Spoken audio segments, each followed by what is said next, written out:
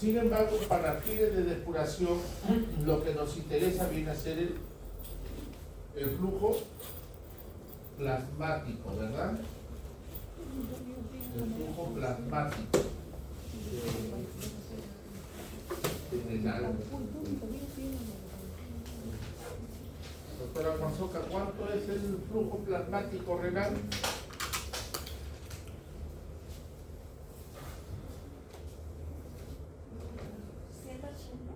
180. ¿También? Morales, todos están Morales. La delegada. 125. 125. ¿Así será o no será?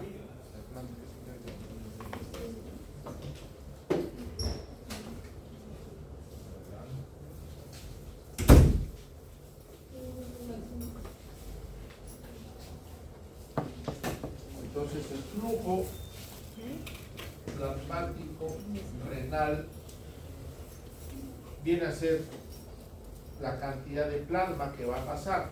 Entonces para eso nos servimos del hematocrito, ¿verdad? Entonces el hematocrito es 40-45%. Entonces el plasma es el 55%. ¿No es cierto? Entonces a 1200 le multiplicaríamos por 0.55. Y esto sería igual a ver, el celular, el foco, pues, más o menos hablamos de 660 mililitros por minuto. Este es el valor que nos va a interesar. Entonces, ese es el flujo plasmático renal. Pero lo estamos haciendo un seguimiento.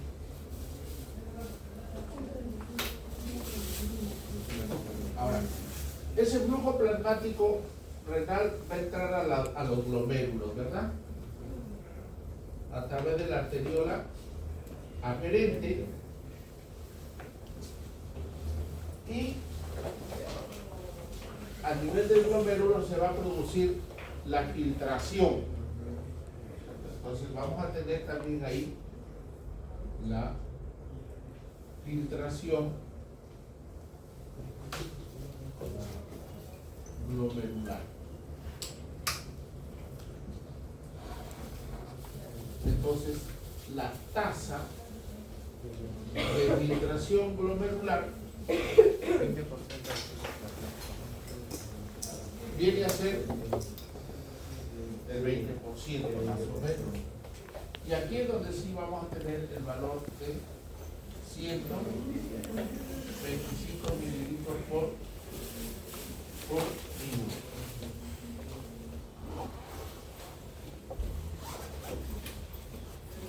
Eso es lo que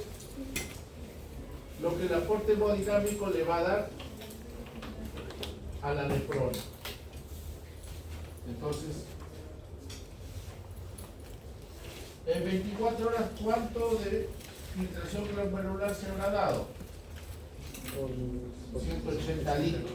Entonces, 180 litros de el flujo plasmático está que ingresa a las nefronas. Y va a depender ya qué tanto lo voy a reabsorber para que a nivel de la orina también tenga yo un volumen, un flujo, ¿no es cierto? Entonces podemos calcular el volumen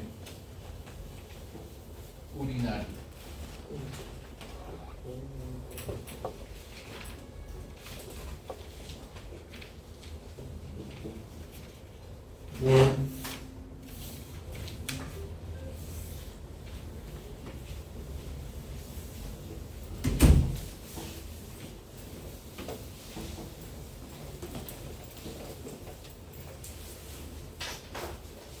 Entonces, a ver,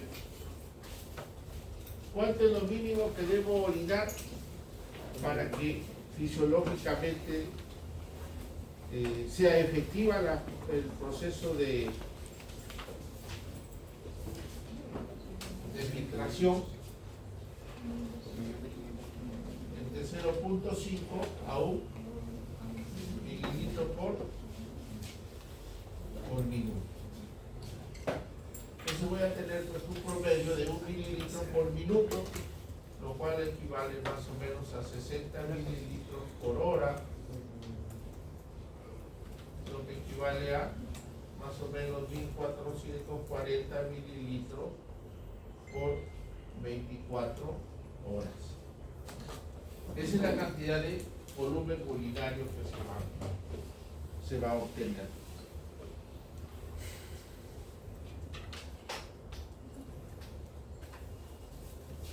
Entonces, la orina que se va a eliminar, le llamamos es la excreción, ¿no es cierto? La excreción, que viene a ser igual a lo que se está filtrando, menos lo que se reabsorbe, más lo que se secreta, la secreción. Entonces, a lo largo de la nefrona se va a producir el proceso de la filtración, que si no hubiera nada que se interponga, voy a eliminar 180 litros con sus electrolitos y algunas moléculas que lo va a eliminar. Sin embargo, cuando pasa por la nefrona habíamos visto pues, que hay procesos de reabsorción a nivel del túbulo contorneado proximal, se reabsorbe casi el 65% del agua, toda la glucosa, todos los aminoácidos, algunos hidrogeniones se van a eliminar, se va a eliminar bicarbonato, y así cada segmento pues, va a tener ciertas características. Lo mismo el asa de Henle que habíamos visto, ¿no? Tiene su función en la descendente de reabsorber pura agua y en la rama ascendente puro electrolitos, que ahí se va a reabsorber más o menos el 20%, más el 65% del túbulo contorneado proximal. Le queda al túbulo contorneado distal y colector más o menos un 15 a 20% de ese filtrado, donde ahí con la ayuda de la hormona antidiurética, con la ayuda de la aldosterona, podríamos hacer el reajuste final de lo que se va a eliminar. Y es así como vamos a tener pues, este volumen urinario. Entonces, en ese proceso va a generarse la filtración, algunas sustancias se van a reabsorber, otras se van a secretar, y eso es lo que vamos a tener en la orina. Y ya si nosotros queremos hablar pues, de una depuración, de un aclaramiento, tendríamos que hacer la comparación de lo que está ingresando, en el flujo plasmático renal, lo que está ingresando y lo que se está excretando. Hay sustancias que se van a filtrar, no se van a reabsorber, los túbulos no van a generar secreción y lo que se filtre se va a excretar. Así habrán algunas sustancias. Otras sustancias no se van a filtrar. Entonces, si no se filtra, no voy a tener nada pues, a nivel de la excreción. Entonces, habrán algunas sustancias que se van a filtrar, que se van a reabsorber parcialmente y que se van a eliminar en porcentaje en la excreción. También hay ese tipo de sustancias. Hay otras sustancias que se van a reabsorber totalmente, pero también se van a secretar. Entonces van a haber diferentes características de sustancias que van a estar en este filtrado urinario y que lo podemos utilizar para poder determinar, ¿no?, el grado de funcionalidad. Entonces tenemos estas tres propiedades que se van a dar a nivel de la nefrona. La filtración, proceso por el cual las moléculas pasan de los capilares y a través de la membrana de la cápsula de Bowman para posteriormente formar parte de la orina. Entonces, acá también hay una cosita que hay que aclarar. En la cápsula de Bowman vamos a tener el endotelio, una capa endotelial, y vamos a tener las células de la nefrona. Acá está la cápsula, en su parte parietal es un epitelio plano. Es un epitelio plano, con espacio cerrado, pero cuando se hace el repliegue, estas células van a alterarse y van a tener esa forma que le llamamos los podocitos. Entonces los podocitos van a dejar ciertos espacios por donde se va a producir el filtrado. Entonces aquí vamos a ver que los capilares, el endotelio que está ahí, van a tener poros grandes de más o menos entre 50 a 100 nanómetros de diámetro en el endotelio. Son poros más o menos grandes, por eso se llama este endotelio fenestrado.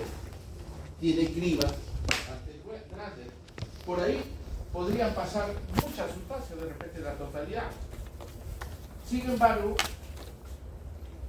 a nivel de los podocitos ya hay una estrechez. También van a haber poros, pero estos poros solamente miden entre 5 a 7 nanómetros. O sea, es más pequeño. Entonces, potencialmente el endotelio lo podría dejar pasar. Pero los podocitos, es decir, la membrana visceral del glomérulo, no lo deja pasar porque son más pequeños y tiene una polaridad. Electrogénicamente tienen una carga negativa. Entonces las sustancias que intentan filtrarse para la orina pueden atravesar el endotelio fácilmente, pero a nivel de los podocitos, a nivel de la membrana visceral del glomérulo, ahí va a haber un impedimento. Uno por el tamaño y otro por la carga eléctrica. Entonces, eso va a hacer que no todas las sustancias del plasma se filtren.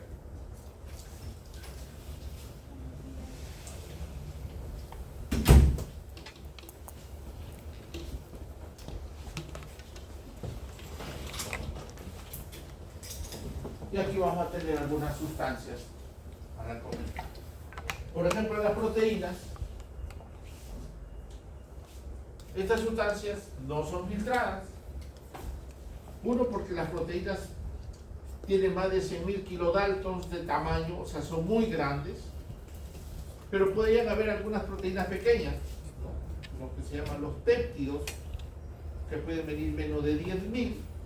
Entonces, podrían ser más pequeños sin pasar. Pero se encuentra con el otro obstáculo, que es la carga eléctrica. Como la proteína es electrogénicamente negativa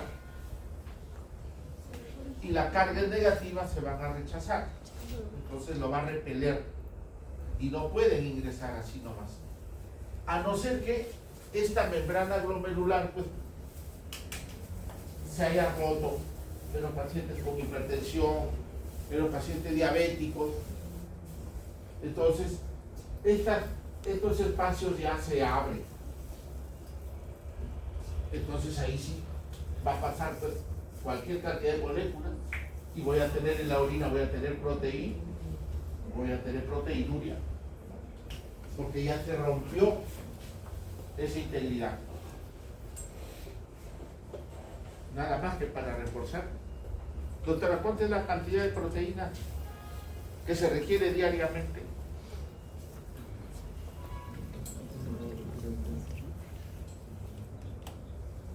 Doctora. ¿Cuál es el requerimiento proteico diario? Depende del peso. Doctora. 0.8 a 1 gramo por kilo de peso. O sea, más o menos necesitamos 60 gramos de proteína. Entonces, tengo un paciente que tiene una enfermedad renal crónica, un nefrópata, le daremos esta cantidad de proteínas. Si yo le doy una carga proteica alta, esta carga proteica va a tratar de entrar acá y lo va a seguir desgarrando, lo va a seguir abriendo esos poros y el daño renal se va a ir agudizando. Por eso que a un paciente nefrópata le restringimos la cantidad de proteínas al 50%. Entonces un paciente nefrópata recibe más o menos entre 30 a 40 gramos de proteínas al día. Para evitar esta mayor solución de continuidad que se da. Entonces a un nefrópata, dieta hipoproteica y dieta hiponatrémica. ¿Cuánta es la cantidad de sodio que se requiere diariamente, doctora?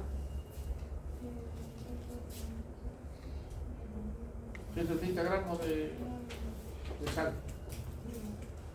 Doctora.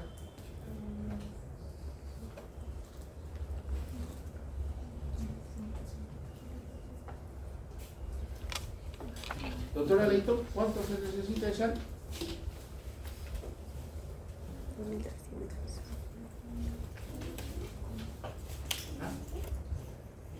500 gramos de sal. 2300. ¿Ah? 5 gramos al 1000 día. gramos. 5 gramos al día. 5 a 6 gramos al día. ¿Cierto? Entonces ahí tenemos que restringirlo, pues, ¿no? De 3 a 4 gramos de sal al día. Entonces, los pacientes que tienen una inflamación renal, una glomerulopatía, un paciente diabético, un paciente hipertenso, le decimos que no consuma muchas proteínas y de animal todavía, ¿no? Pueden consumir proteínas de origen vegetal que se metabolizan y una dieta hiposódica. Hiposódica e hipoproteica para no dañar eso. Esos son conceptos básicos que ustedes tienen que manejar. Entonces, pero normalmente no vamos a tener filtración de proteínas. Pero ojo, algunos aminoácidos sí, o sea, aminoácidos sueltos, sí pueden atravesar. Entonces, las proteínas no se van a filtrar. Entonces, si yo quisiera hacer un aclaramiento o una depuración de proteínas, no me van a servir. O sea, sería cero, porque normalmente no va a pasar. No va a pasar la filtración. No se va a excretar. Entonces, su depuración será cero. No va a haber. Nula es. Otro dato que necesitan conocer ustedes. ¿Cuánto de proteína yo podría esperar en una orina?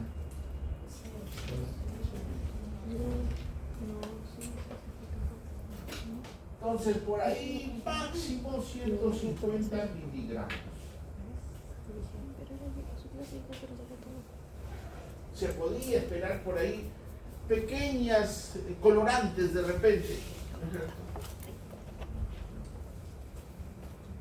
Entonces, algunas sustancias pequeñas de proteínas podrían eliminarse, pero no puede pasar más de 150 miligramos, ya bien baja.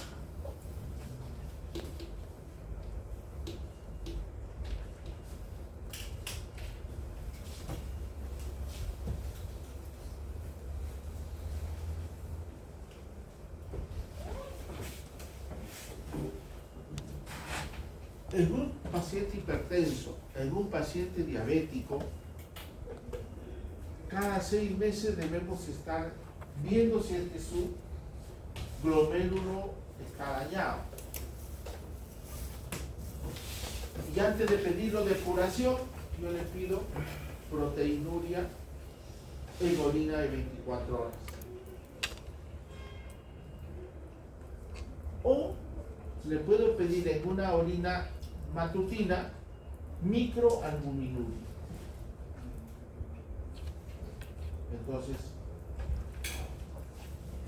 la microalbuminuria o la proteinuria en orina de 24 horas, así se pide esto, en orina de 24 horas, me va a dar un indicio de que podría estar alterándose la membrana glomerular. Entonces, es otra forma de ir viendo el grado de filtración glomerular. Entonces,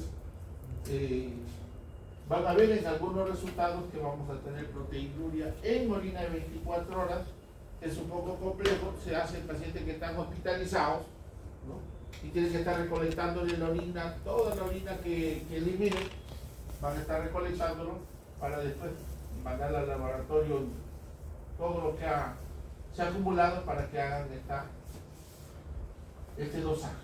O le pedimos microalbuminuria. Es un examen más directo de una orina matutina, se puede calcular esto, ya los laboratorios lo hacen. Entonces a todo paciente diabético le pedimos que se haga análisis para ver si es que ya está viendo algún daño. Entonces, si yo encuentro más de 30 gramos de albúminas a nivel de la orina, le voy a pedir depuración. Le voy a pedir depuración renal. Voy a pedir depuración renal, porque ya estoy encontrando que ese riñón me está filtrando mal. Entonces, esto me va a llevar a solicitarlo. El paciente que de repente está orinando normal, hay que pedir esto ya. Entonces, esto puede generar un índice. Y algunas otras enfermedades que ya pues, nos obligan a pedir. Entonces, las proteínas normalmente no se van a dar. Pero si yo encuentro ya proteinuria, quiere decir que su proceso de filtración está mal. Está dejándome pasar cosas. Yo ya ahí voy a intuir que ese paciente tiene una mala depuración de cualquier sustancia que yo lo pueda medir.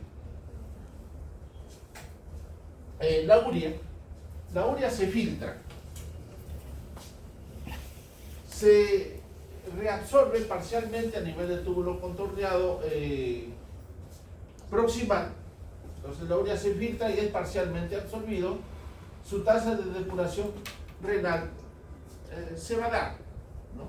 Pero tengo el problema de que no se reabsorbe todo. Entonces, ¿qué tanto se reabsorberá? Es muy relativo. Entonces, para hacer una depuración no me va a ayudar tanto, ¿no? Pero en algunas condiciones yo lo puedo pedir, sabiendo de que esa depuración va a ser siempre menor a la tasa de filtración renal. Podría ingresar 40 miligramos de urea, y a nivel de la orina tendré 20. Entonces su tasa de filtración será pues del 50%. La glucosa se va a filtrar, todo se va a filtrar, toda la glucosa se filtra y también se va a reabsorber totalmente. Entonces, normalmente no debo de tener glucosa en orina.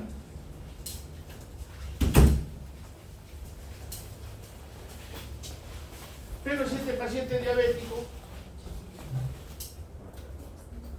entonces, ¿de qué va a depender si es que yo encuentro glucosa en orina? Que le llamamos la glucosuria. Doctora delegada.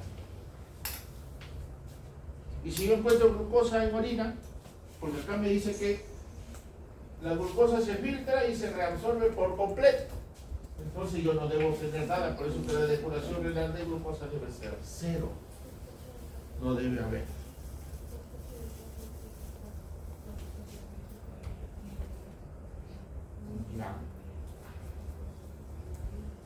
Ya uno que sea diabético, pero hay diabéticos que no tienen glucosuria.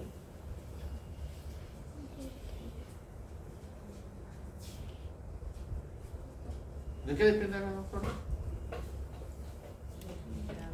La concentración de glucosa que Ya, de la concentración.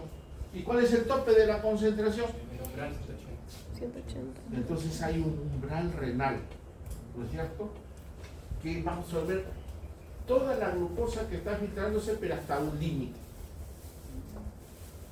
que se llama el umbral renal D. En este caso estamos hablando de glucosa. Habrá también algunos umbrales renales de otras sustancias. ¿Y cuánto es ese umbral? 180 miligramos. 180 miligramos. Más de esa cantidad va a aparecer ya en la orina, porque ya se saturó los transportadores. ¿Cómo se llaman los transportadores de la glucosa? En la luz. SGTL. Ese GTL. 1 y 2. SGLT. SGLT 1 y 2. Entonces son los transportadores de sodio y glucosa, SGLT creo que son los que van a transportar de la luz a la célula del túbulo contorneado proximal.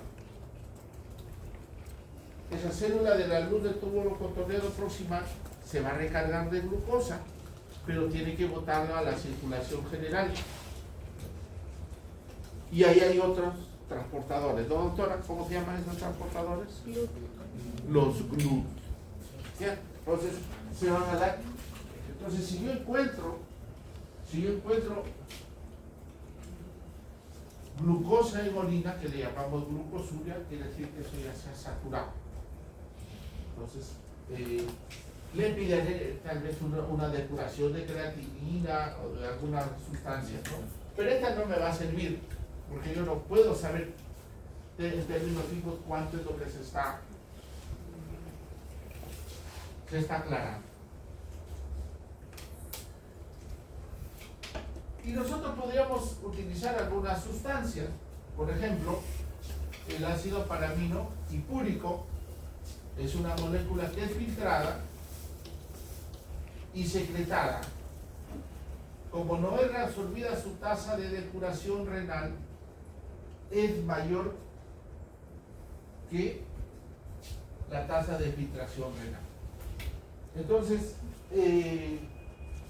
podría yo utilizar esta sustancia, el ácido paramino hipúrico, para generar un aclaramiento. Sí se puede generar un aclaramiento, pero hay que tener en cuenta que sí se va a filtrar,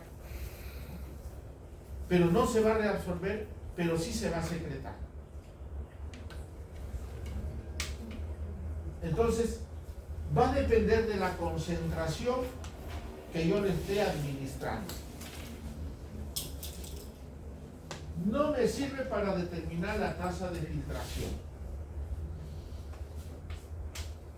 El ácido paramino hipúrico lo puedo hacer un aclaramiento e indirectamente me va a servir para determinar el flujo plasmático renal.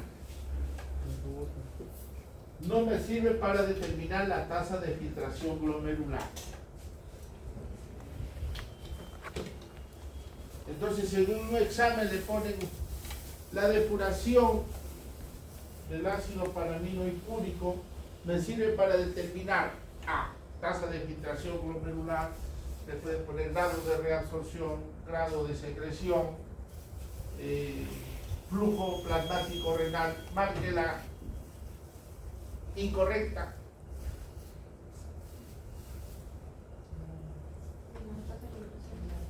¿Me puede servir para medir reabsorción? No, pero no lo diré. No se reabsorbe. ¿Me podría servir para medir la secreción a nivel tubular? Sí, me puede servir. ¿Me puede servir para medir el grado de excreción? También, no, porque es lo que lo voy a encontrar en la orina. ¿Me va a servir para calcular la tasa de filtración? No me permite, pero sí para calcular el flujo plasmático renal. Entonces, esta prueba que anteriormente se hacía, más está encaminado para valorar esto de acá. El flujo plasmático renal, que lo habíamos determinado que era 660 mililitros. ¿Y cuánto es la? Entonces, para eso me sirve, para calcular flujo plasmático renal.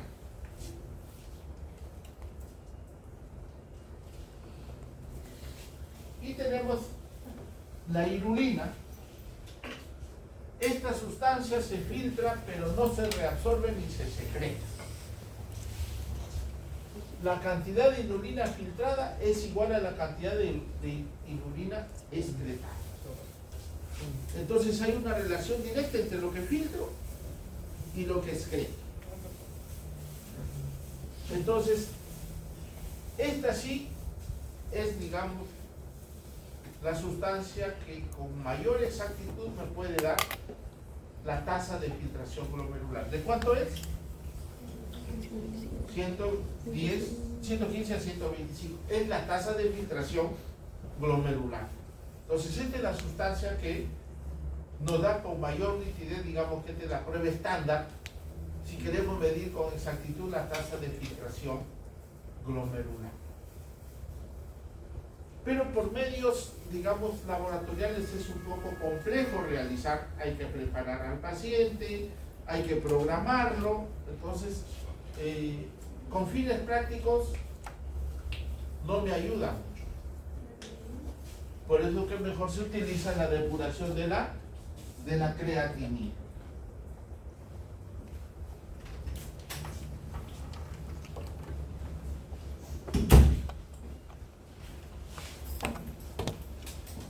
La creatinina en el 90% de lo que se ha filtrado se va a excretar.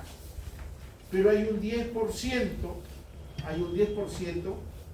que va a estar, que se va a reabsorber algo y se va a secretar. Por eso que cuando nosotros hacemos la depuración de la creatinina, no vamos a tener un valor de esta magnitud, sino se le da el 90% de 125 mililitros. Entonces, a ver, 125 por 0.9, ¿a cuánto es igual?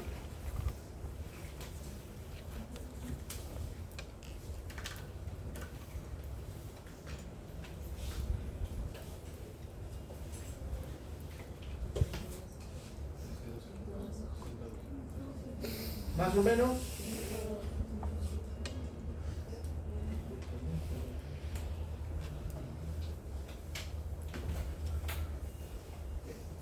Entre 90 a 110. Es el promedio que se le da. Con fines clínicos se tiene ese valor. Entonces, cuando aplicamos la fórmula en la depuración de creatinina, para el varón, entre 90 a 110. Y en la mujer se le hace una pequeña corrección, ¿no es cierto? ¿Por cuánto se multiplica? Por 0.85. No sé por qué, pero así. En todo hace una diferencia, ¿no? Probablemente porque tenga menos masa muscular por ahí, entonces le dan ese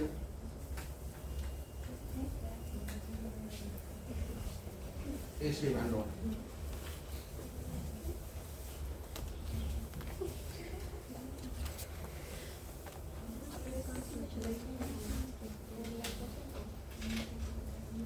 Entonces, ahí es donde viene esta tablita, pues, ¿no?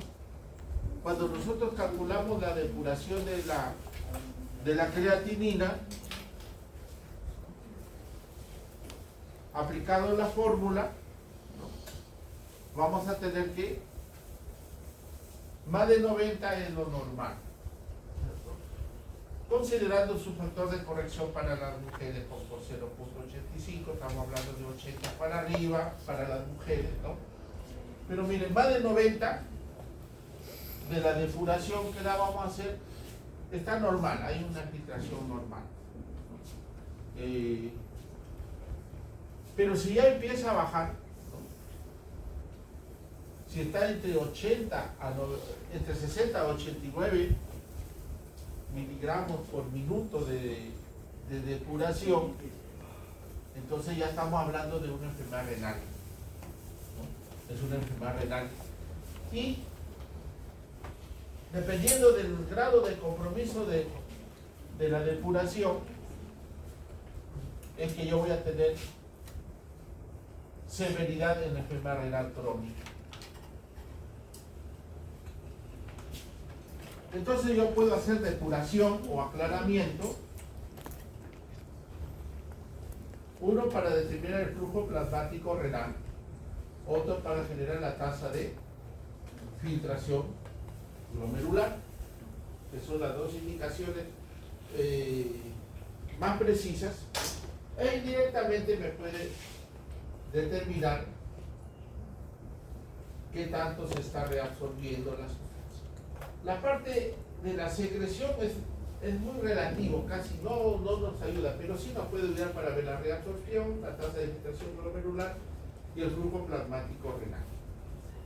La depuración de creatinina me sirve principalmente para determinar la tasa de filtración glomerular, que ya lo hemos establecido fisiológicamente, es entre 115 a 125 mililitros de plasma por minuto. Cuando hago depuración, corrijo esa tasa de filtración y lo considero en la depuración de la creatinina más de 90. Más de 90 quiere decir que la membrana glomerular sí está cumpliendo su función de filtración. Y dependiendo del compromiso de la depuración, me va a dar la tasa de filtración. Que ya cuando tiene menos de 15, que en verdad menos de 15 hasta de 30, ya estos pacientes, su filtración ya no es funcional. Entonces a estos pacientes ya tienen que someterlo a una diálisis o al trasplante renal. Hasta el punto 3A se puede manejar con medicamentos. A partir del 3B ya hay que empezar a generarle la posibilidad o le hacen trasplante o van a someterle pues a un proceso de diálisis.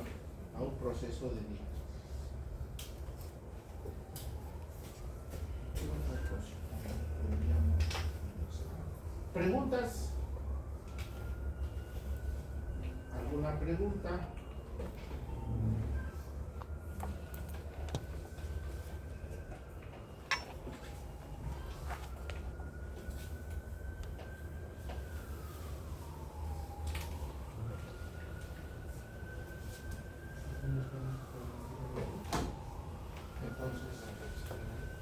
Entonces, ¿cómo calculamos la depuración? Vamos a tener una fórmula, ¿no es cierto?